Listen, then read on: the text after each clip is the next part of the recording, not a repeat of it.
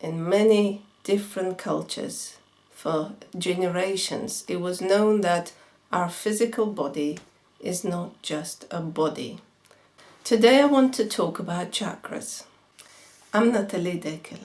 I'm a Reiki master and teacher, and also one of the authors of the book we have written and published last year, which is called The Energy Book. Our physical body is not just a body. We're not just a sack of potato born into this life to eat, clear out, and procreate. There's more than that. There's more to this life than physical attributes of basic needs. However, the basic needs have a function and meaning in the bigger scheme of things. So what does it mean to have a body? How do the chakras link to the body? Well, think of a body as a highly evolved, complicated battery machine, energy machine. And this machine has an axis through which the energy flows, maintaining your physical aliveness. And we can divide the frequency of the energy, just like as physicists can measure the energy in megahertz or in visual graphs. We can gradate the energy that flows through this body, through this battery machine, in frequencies. And the frequencies often reflected in colors. And this is a physical fact. It's not spiritual fact, it's a physical fact. That a frequency is a wavelength of energy, which is also translated physically through our eyes as a color. And it can be measured and seen in scientific terms. These frequencies through the body can be seen in colors, and there are machines called Kirlian photography and other machines that can actually measure these frequencies across your body.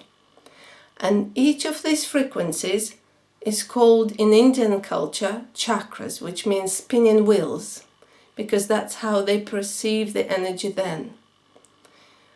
In Judaism and Kabbalah, it's called spheres, which is also balls, isn't it, of energy. So in a way, in many different cultures, no matter how they call them, it would have come out in words or meanings similar to each other. We will talk of 7 main chakras. There are many more, and as humanity grows more aware of its existence and of its awareness of the energies behind its existence, we actually have more than 7 chakras. However, for the purpose of the basics of understanding what we're dealing with, we speak of the 7 that mainly go through our torso. The base at the bottom, in around perineal floor, the sacral around the bladder area, or the womb in a woman, but bladder area is around about where it is. The solar plexus is the 3rd one, around the middle. Some people say it's towards belly button, others say it's slightly higher towards the actual physical solar plexus in the body. The heart, the throat, the 3rd eye, and the crown. Now there are others, such as the one above, the one below, and there's also the skin chakra, the organ that holds, the biggest organ in your body that holds this physicality together, that gives it a shape. But for now, let's focus on the first 7. So what is this base? Let's start from the base. And although it is the base, the first, the one that now will look down and think it's the bottom of the pyramid, without the base, without the foundation, no crown can be achieved. You cannot start building from the roof. You cannot achieve anything in this physicality without strong foundation. This is the first level that we develop when we are born, or even before we are born. This is the first level of physicality that we become aware of in our existence.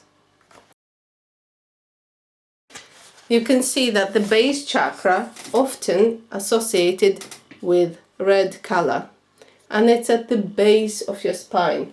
Now, although I'm talking about the points here, in reality, it goes through your whole body on both sides of the spine. Because your physicality is not just the front, it's the back, it's the sides, and often your energy field can be up to 3 to 5 meters around you. So the energy of the chakra, of any chakra, would be going through you, because really your physical body, as you imagine it, does not truly exist. Or rather, it's more complex. Okay? It's a bit like arguing that seeing a branch of a tree or a leaf means that you understand the tree or see the tree. It's more complex, and just what we're talking about, it's more symbolic visualization to help you grasp the energy flow as it happens in your body. So why red? Why is the base chakra associated with red color? First, don't forget that each energy is also expressed through the elements, and we cannot disassociate one frequency that goes through you away from the rest of the frequencies. It's almost like saying that the fact that the air is made of oxygen and hydrogen means it has nothing to do with water. It's the same elements composed in different structures.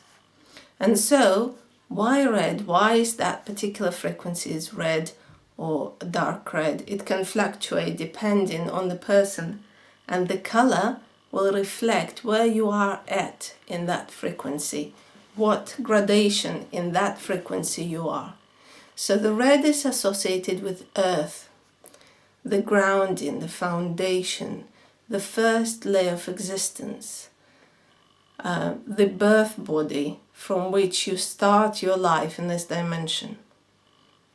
The red, dark red color or bright red color is associated, if you think about it, with blood, with physicality, with desires, basic needs, basic reality of I am alive, I am safe, I am here, right now. I can breathe, I'm here now in this moment, here in this body. And this is what the root chakra is teaching you. This is what the first experience you have as a child, from about just before being born up to the end of the first year in your life. This is what creates this foundation. Are you a dreamer? Are you strongly embodied in your body? Are you just about holding on? Are you escaping that body? And that will determine in turn, later on in life, what jobs you're going to choose, how your feelings manifest in reality, because this is where the emotions swim. This is before you turn them into feelings. This is the energy of desire, of creation, the basic needs that's happening in your reality. So we're talking about the root chakra.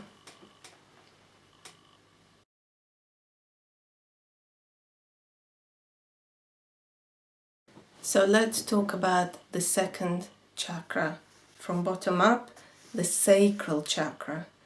And it's about the bladder area, or the womb, or the kidney area, this side, this stripe in your body, the sacral stripe. Let's have a look at it in our energy chakra book. and it's associated with orange color. So let's first talk about the chakra itself. What does it mean to have that sacral area? What frequency does it bring? So the root chakra was more about the needs, the physicality, the existence, the sensation of being safe or maintaining your foundations. This one is about the emotions, the bridge between the conscious and the unconscious.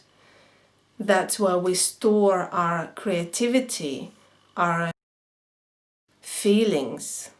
This is also where the karmic debt is accumulated, which means, do you remember the old vinyl records?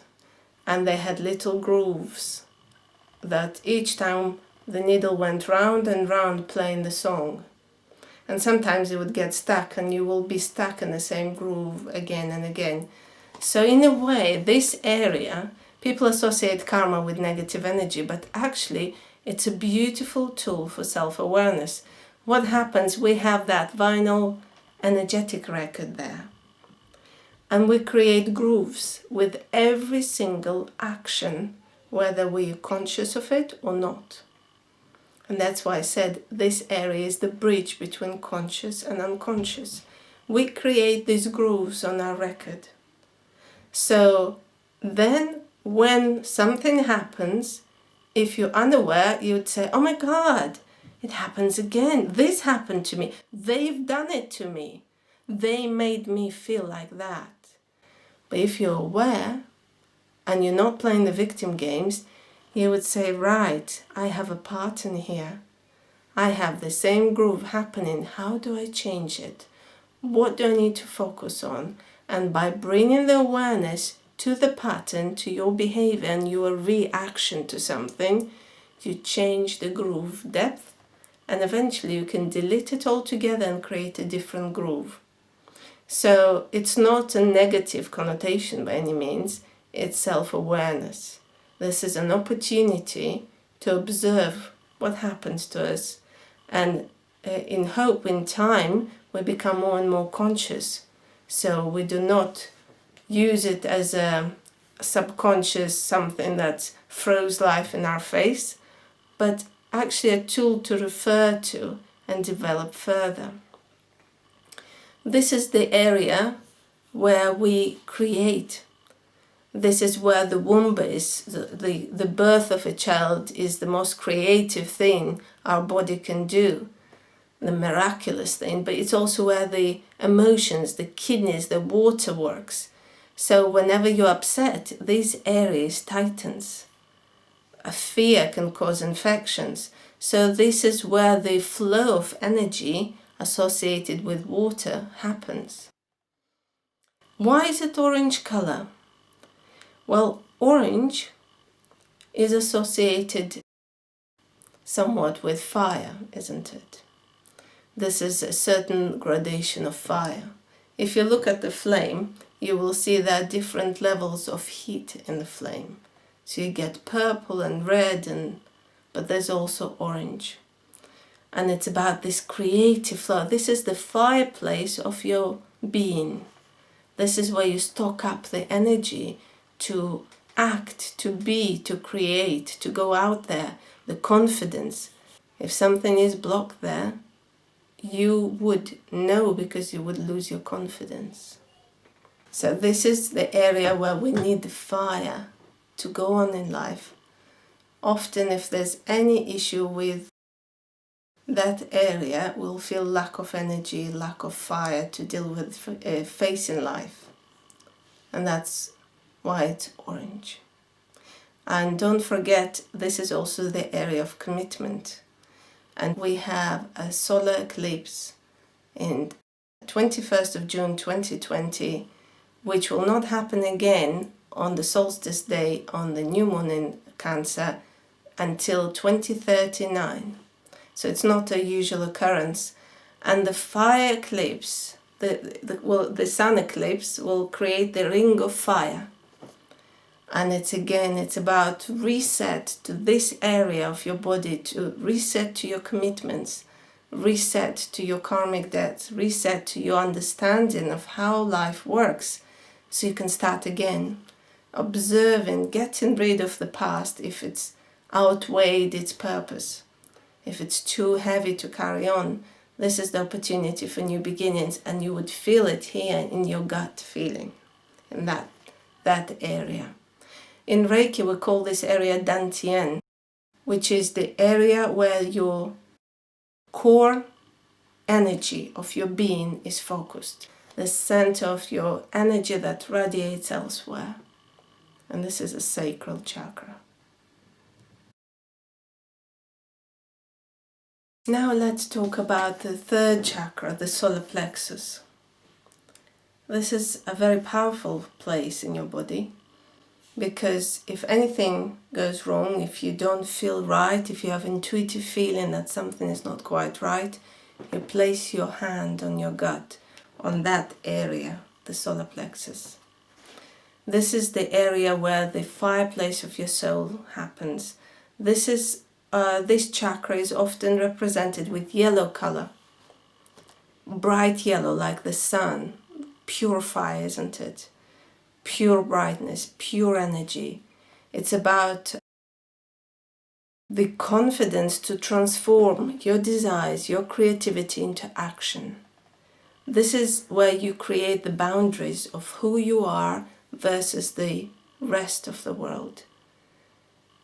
So we went from survival to creativity and feelings, and now we're on to how do I come across? How do I share my fire, my passion, my being with others and yet remain myself? How do I set up the boundaries so that the others will not drain me or misuse me?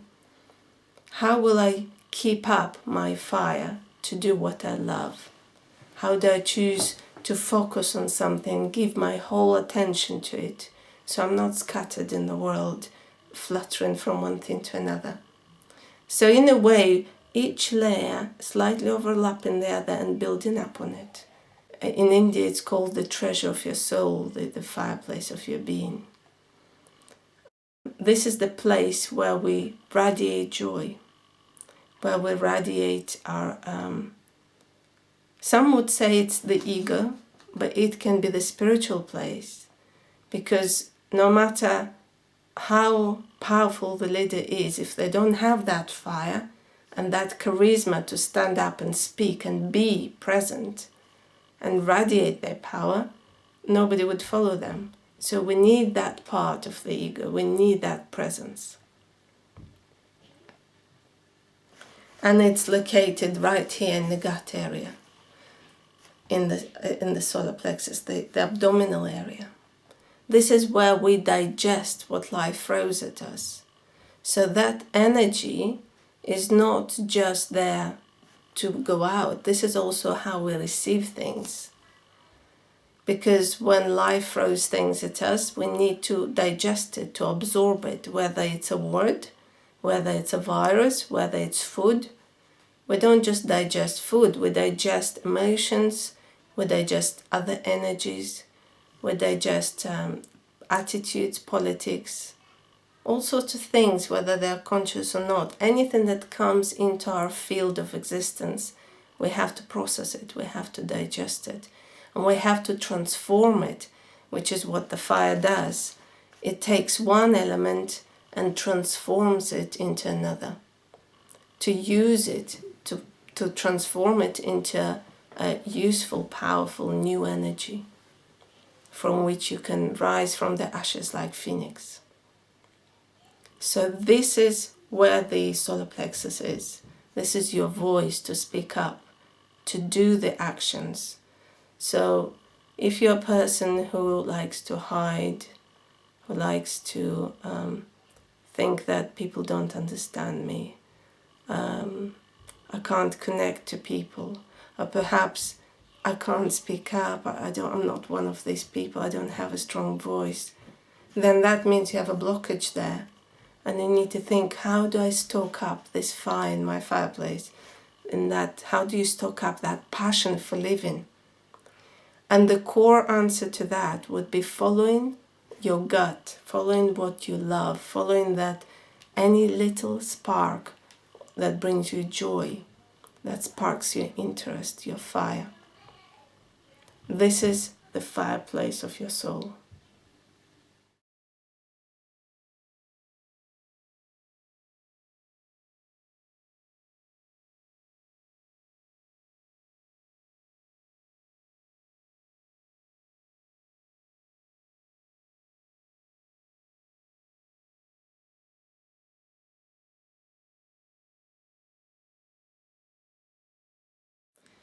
Let's talk about the fourth chakra, the heart.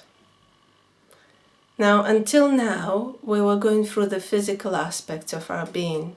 We went about being safe, being creative, being out there. What can I do for or take from others? But now, this chakra, from here up, we're reaching an area where it's more than that. It's not just pure physicality, it becomes something else. This is the area where you point and you say, I am. Who is that am you are talking about? Who is that I? And you point at your heart when you speak about yourself. This is beyond the physicality of your being. Because I am, I have means you own something, but who is that I? And this is why you point, I am Natalie, so this is who I am, but who is that soul, that being which uses this body? It takes us beyond the physical. And here it's the first chakra that also deals with emotions on a spiritual level. It's usually associated with green or pink colors. Now you'd think it's two different colors, but they have their own vitality. The green is more about the healing aspect of it. So if you go through the healing process. And this area, I must point out, is also where we process karmic, unresolved feelings. Often, if something traumatic happened, if life happened in a way that you could not process, you could not digest, you store it here for later. And all these unresolved feelings, its blocked, stagnant energies, can be quite heavy on our bodies and quite heavy on our feelings, and it will color the entire being, literally, in terms of frequencies. So if you're dealing with the healing of these processes, it would be the green colors. If you deal with the other aspect, every aspect has the, so to speak, negative and positive to it. If you speak about the positive aspects, would be the pure unconditional love. Not the love between two people, but of course it can be. It's beyond, it's the unconditional acceptance, love. The energy that creates all that is. The energy that connects between you and another person, or a tree, or an animal, or even a stone. This is the energy that connects the molecules that interconnect all the atoms. This is the energy that makes the planets gravitate and surround the sun in the same way as the molecules go around in the structures. So it's a very powerful place. This is where you can deal with what happened and how to transform the unresolved or the difficult or the stagnant into the light, into pure energy. And often you would feel it, you would connect to it.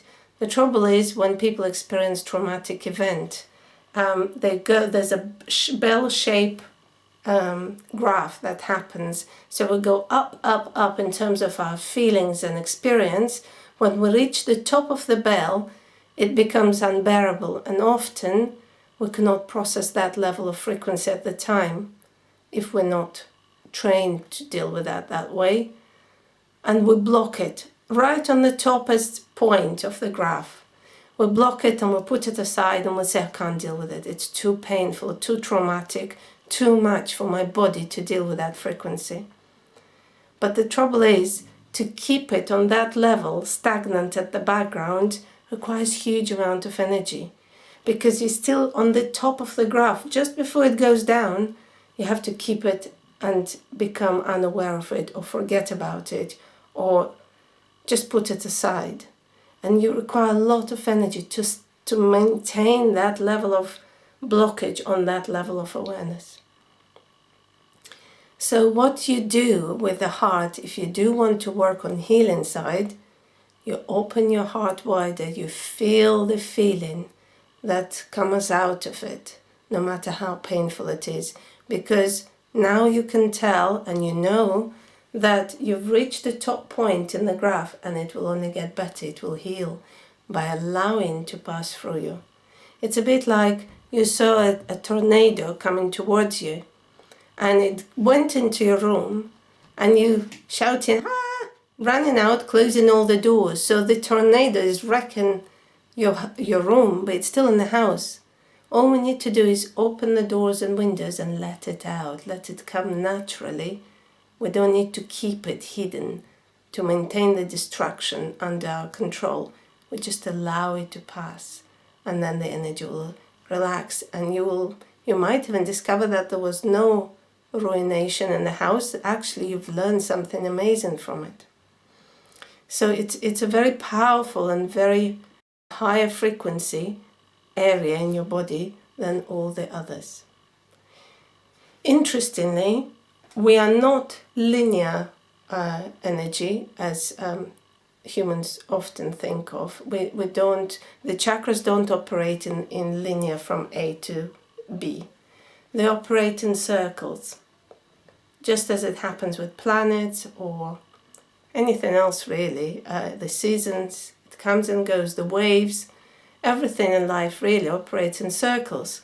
So do the chakras. So the base and the crown are connected. Whenever one out of alignment, the other will be out of alignment. When we discovered something in one area, it will affect and reshape the other. And the sacral with the third eye, and the solar and the heart, it's all linked in very beautiful ways. So that's a heart chakra, green or pink.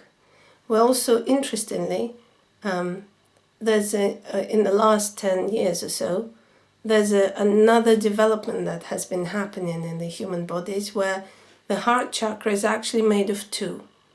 The low frequency heart, which is the physical love, the physical relationship, would be around the heart area, and the upper frequency heart is slightly higher and actually in your thyroid area. And this is about the pure unconditional love and connecting to your pituitary gland to receive the light and the energy from the universe and process it, so that you don't just get things happen to you and then deal with it or swim in it. You also can process it and return that energy back, radiate that pure love back. In a way, it's like we are evolving, and we don't need to use dull side of the pencil anymore. We can sharpen it and use finer lines or create more detailed reality.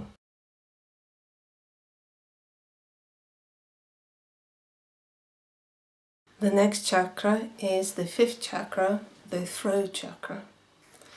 And it's often associated with blue color. What this chakra is dealing with is the communication.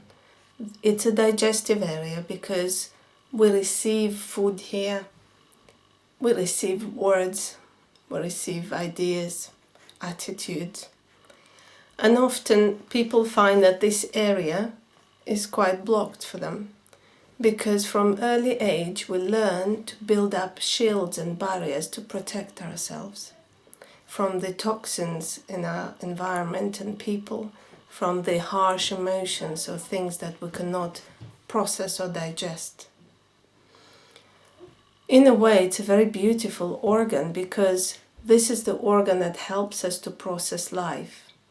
It's associated with the element of air because, and therefore connecting to the third eye in your ears and nose to processing of your experiences. But it's also where things happen, where you can give voice to things, but also take something, take a toxin and transmute it and change it into a different experience. So when somebody perhaps have a go at you, or you feel that there was some negativity there, and you say to them, thank you for your gift. Many may not understand you, but the fact is you've learned from it and you've seen the gift they've given you by being something else or by pointing out qualities you no longer wish to have. Because at the end of the day, we all mirror each other. It's a very beautiful area to work on, learn to express who you are. This is where the breath comes in and out. And the breath is the pure energy coming in. Through breath, you can actually release toxins from your body and bring harmony and balance. And often it's physically proven that if you give voice to your breath, so you constrict your air passages and make the breath audible.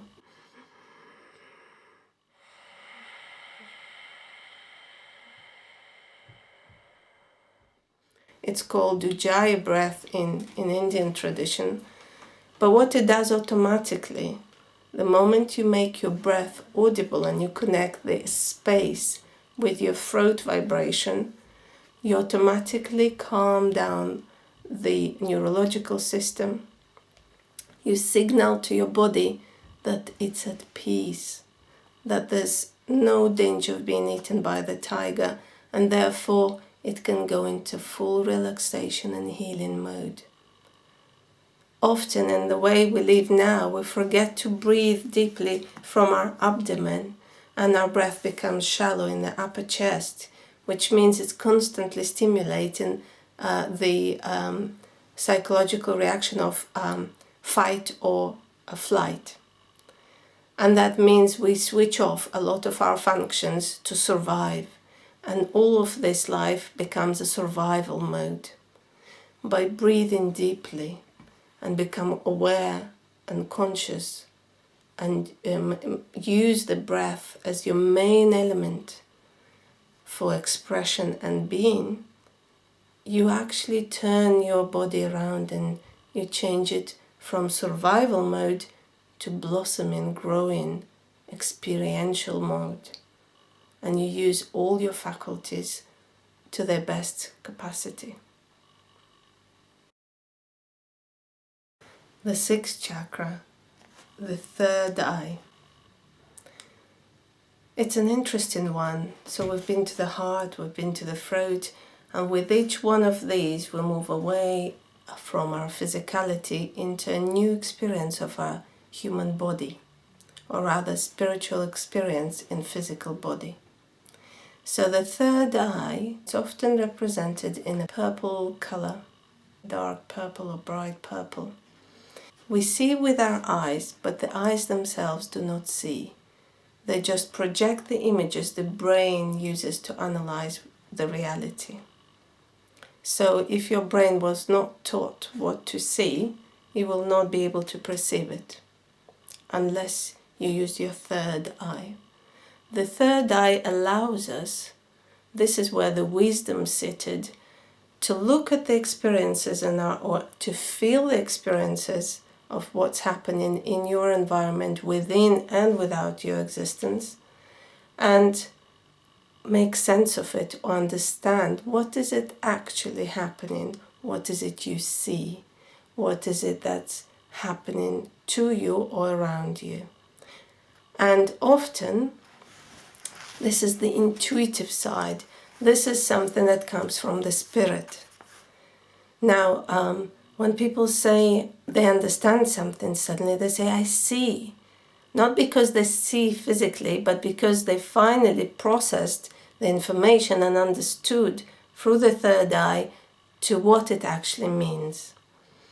It's also the area where you can look back and observe what happened to you in the past between the ages of 2 and 7 and how it actually helped you grow and become who you are.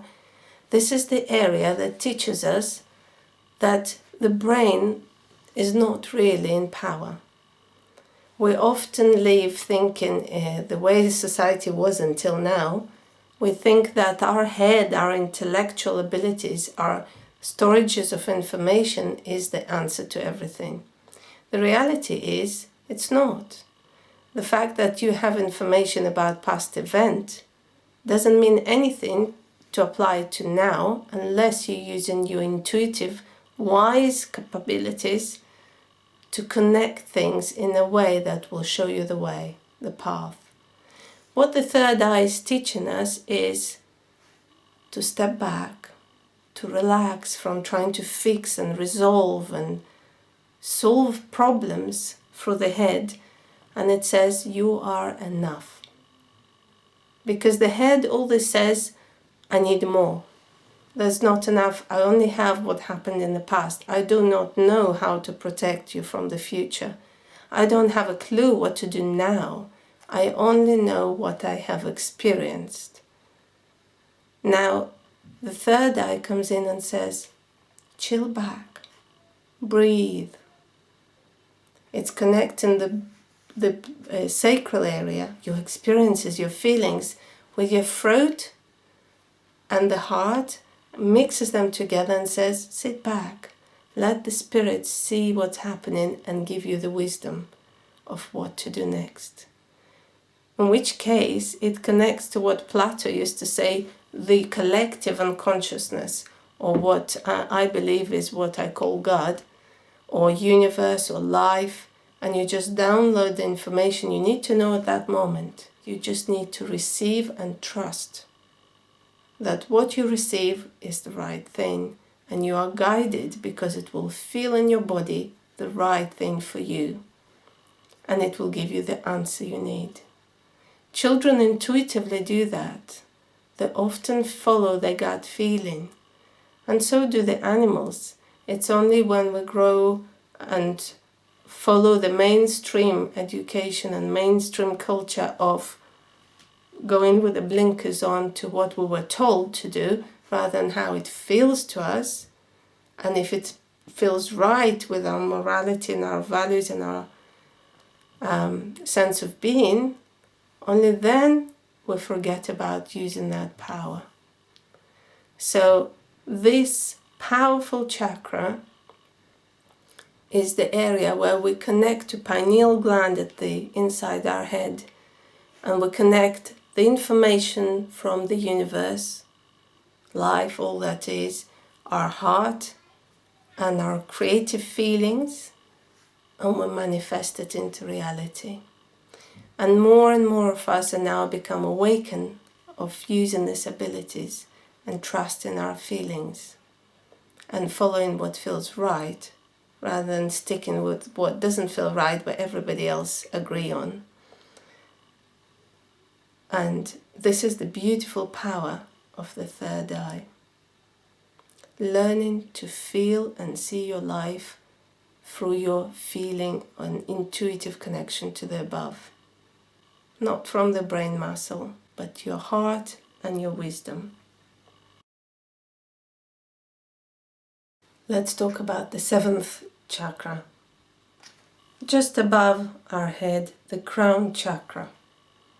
So if we look on our book, the crown chakra, and in a way, this we have been talking and building up block by block from the physical root chakra, slowly reaching up until we reach in the crown. The crown could not exist without the previous foundations.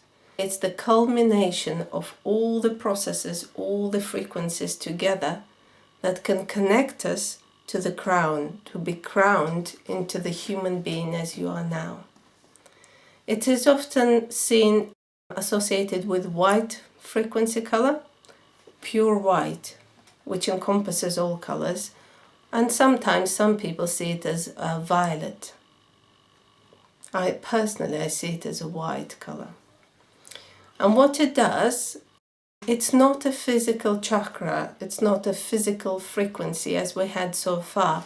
In a way, crown chakra is different from other chakras because it was a build-up of frequencies until it's reached culmination.